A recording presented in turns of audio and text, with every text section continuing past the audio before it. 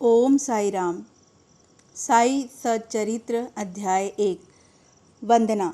गेहूं पीसने वाला एक अद्भुत संत। गेहूं पीसने की कथा तथा उसका तात्पर्य। पुरातन पद्धति के अनुसार श्री हेमांत पंत श्री साई सच्चरित्र का आरंभ वंदना द्वारा करते हैं। प्रथम श्री गणेश को साष्टांग नमन करते हैं, जो कार्य को निर्विघ्न समाप्त कर उसको यशस्वी बनाते हैं, और कहते हैं कि श्री साईं ही गणपति हैं। फिर भगवती सरस्वती को, जिन्होंने काव्य रचने की प्रेरणा दी, और कहते हैं कि श्री साईं भगवती से भिन्न नहीं हैं, जो कि स्वयं ही अपना जीवन संगीत बयां कर रहे हैं। फिर ब्रह्मा, विष्णु और महेश, जो क्रमशः उत्पत्ति, स्थिति और संहार करता है, और कहते हैं कि श्री साईं और वे अभिन्न हैं। वे स्वयं ही गुरु बनकर भवसागर से पार उतार देंगे। फिर अपने कुल देवता श्री नारायण आदिनाथ की वंदना करते हैं, जो कि कोकण में प्रकट हुए। कोकण वह भूमि है जिसे श्री परशुराम जी ने समुद्र से निकालकर स्थापित किया था। तत्पश्चात वे अपने कुल के आदि पुरुषों को नमन करते हैं। फिर श्री भारद्वाज मुनि को, जिनके गोत्र में उनका जन्म हुआ। पश्चात उन ऋषियों को, जैसे याज्ञवल्क्य, भृगु, पराशर, नारद, वेदव्यास, सनक, सनंदन, संत कुमार, शुक, रौनक, विश्वामित्र, वशिष्ठ, वामदेव, जैमिनी, वंशपायन, नव योगींद्र इत्यादि तथा आधुनिक संत जैसे निवृत्त ज्ञानदेव, सोपान, मुक्ताबाई, जनार्दन, एकनाथ, नामदेव, तुकाराम, कान्हा, नरहरि आदि को नमन करते हैं। फिर अपने पितामह सदाशिव, पिता रघुनाथ और माता को, जो उनके बचपन में ही गत हो गई थी। फिर अपनी चाची को, जिन्होंने उनका भरण पोषण किया, और अपने प्रिय भ्राता को नमन करते हैं। फिर पाठकों को नमन करते हैं, जिनसे उनकी प्रार्थना है कि वे एकाग्रचित होकर कथामृत का पान करें।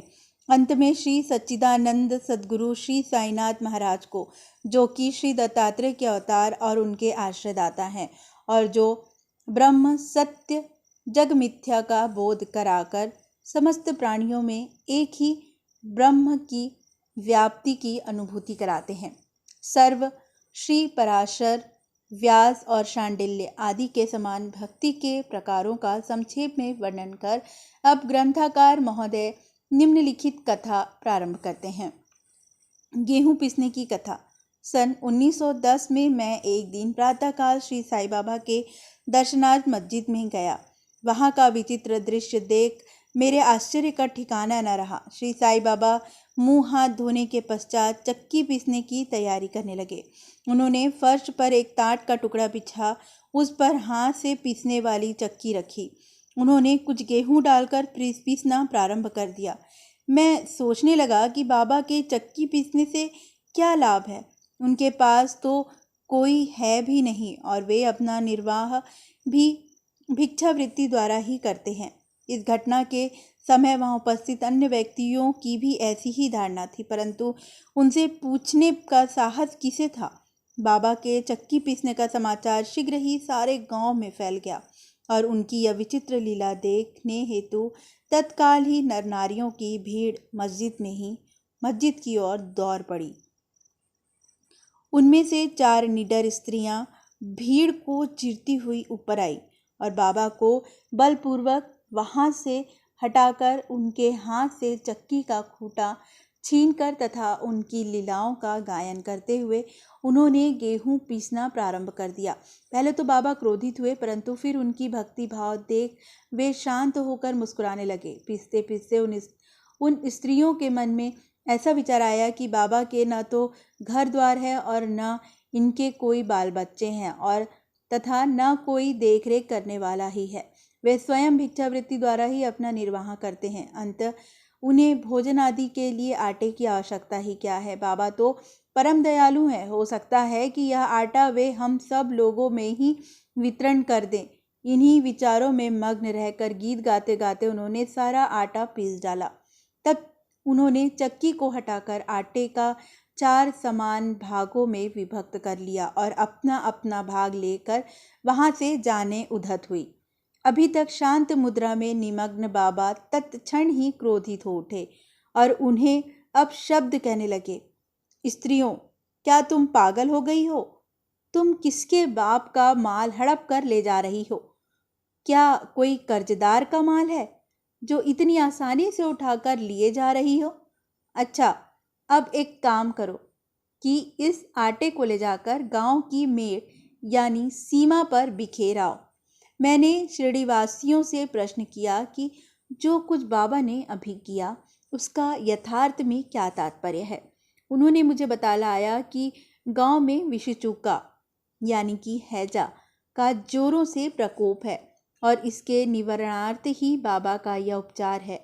अभी जो कुछ आपने पीसते देखा वह गेहूं नहीं वरन विषचूका यानी कि हैजा है, जो पीस कर नष्ट कर दी गई है। इस घटना के पश्चात सचमुच विषुचिका की संक्रामकता शांत हो गई और ग्रामवासी सुखी हो गए। यह जानकर मेरी प्रसन्नता का पारावार न रहा। मेरा कौतूहल जागृत हो गया।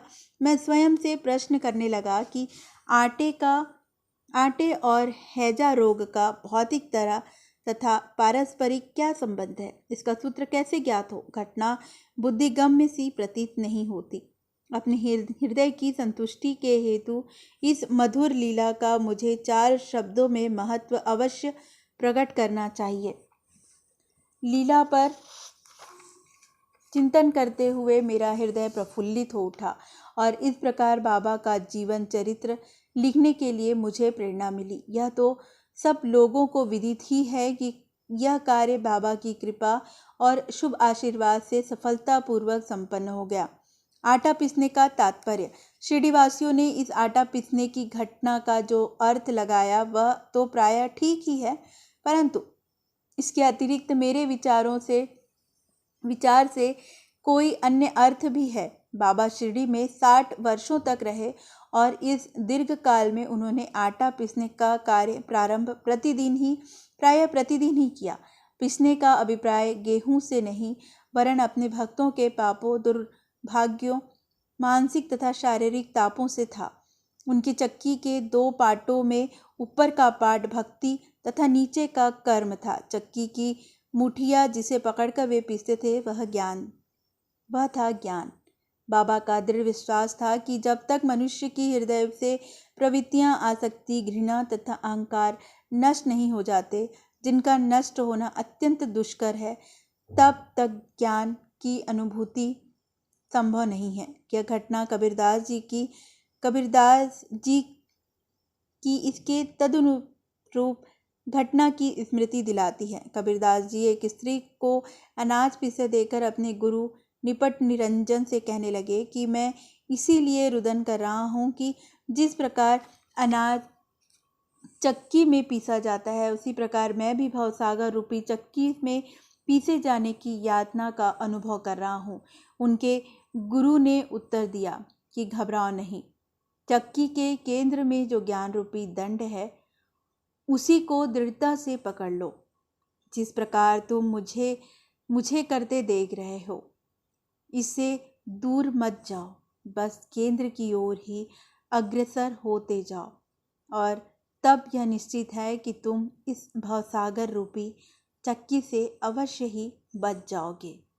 श्री सद्गुरु साईनाथार्पणम वस्तु। शुभ भवतु।